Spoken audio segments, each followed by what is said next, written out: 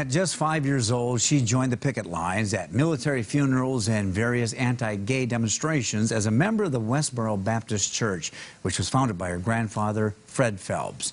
Members of the Kansas-based Westboro Baptist Church continued to crusade against homosexuals, Jews, Muslims, Catholics, and others. In her teens and early 20s, Megan Phelps Roper became one of the most prominent voices of the organization through social media, spreading Westboro's doctrine and fear and intolerance. Then, 7 years ago, Phelps Roper left the world behind in a miraculous change of heart from hate to love. And it was love that brought her to South Dakota, which she now calls home. In tonight's Eye on Colorland, Phelps Roper sits down with Angela Kennedy to talk about her new life and her new book. Why did God destroy Sodom? Westboro Baptist Church members are best known for their anti-gay and military funeral protests, even picketing the funerals of the victims of the Sandy Hook Elementary School massacre. I was a blue-eyed, chubby-cheeked 5-year-old when I joined my family on the picket line for the first time, with my tiny fists clutching a sign that I couldn't read yet. Gays are worthy of death. Megan Phelps Roper told her story in a TED Talk in 2017, which has more than 13 million views. Now she's put it all down in a book, Unfollow, a memoir of loving and leaving the Westboro Baptist Church. All these people that, when I left, I would have expected to hate me forever. And that has not been what I experienced at all. And I'm so grateful for that. What have you learned about people from these different groups that you were taught to hate?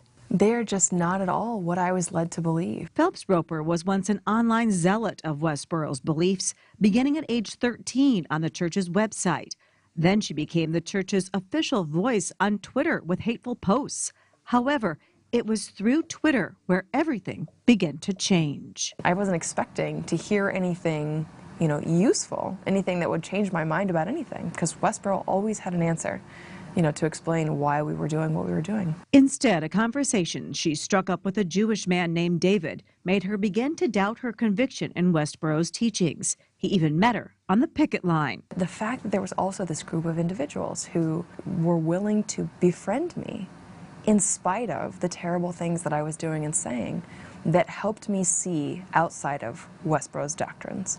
And one of them ended up being right here in South Dakota. That online conversation was with Clark County State's Attorney Chad Fieland. After 7 months of these conversations, these very intense conversations, I had a dream about meeting him, and I woke up from that dream realizing, oh my God, I am in love with this random stranger on the internet. It was another year before the two would finally meet in person in Deadwood, where Phelps Roper, along with her younger sister, first went to escape Westboro. I realized when I got there, I didn't want to go back to Kansas. Phelps Roper and Fieland were married in 2016 and now have a 1-year-old daughter. Come on, Sylvie. Fieland prefers to stay out of the spotlight, leaving the attention on his wife and her story. It strikes me while you have gained so much, you've also lost quite a bit in the process. Yeah, absolutely. I mean, the magnitude of the loss. So it was terrifying to leave, but no matter what happened, I knew that I couldn't keep going along with what Westboro was doing. Even while I was there, I had decided I would never go protest another funeral again. I was never going to pray for someone to die again. But I think what really struck a nerve with the American people were the funeral protests.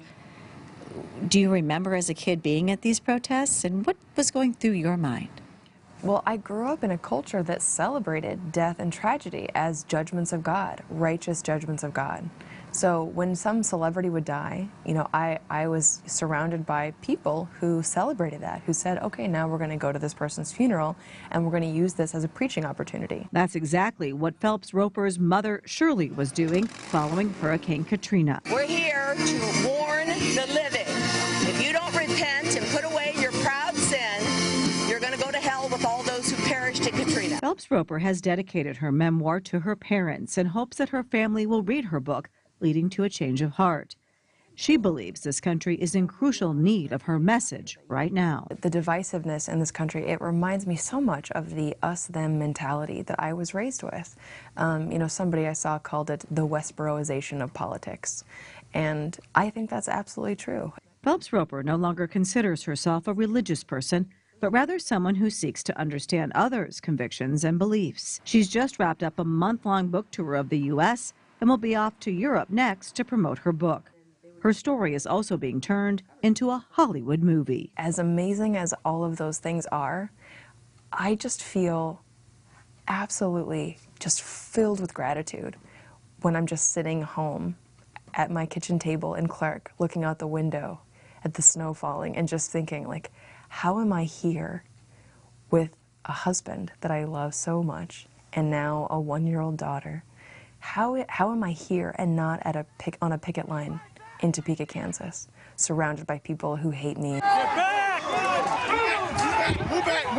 Any opportunity that I can use to, take these experiences that were so hurtful to so many people and to turn them into, to be able to do good with them, that's what has been motivating me these last almost 7 years now since I left Westboro. With Eye on KELOLAND, I'm Angela Kennecke. And we have put a link to Phelps Roper's TED Talk with this story on KELOLAND.com.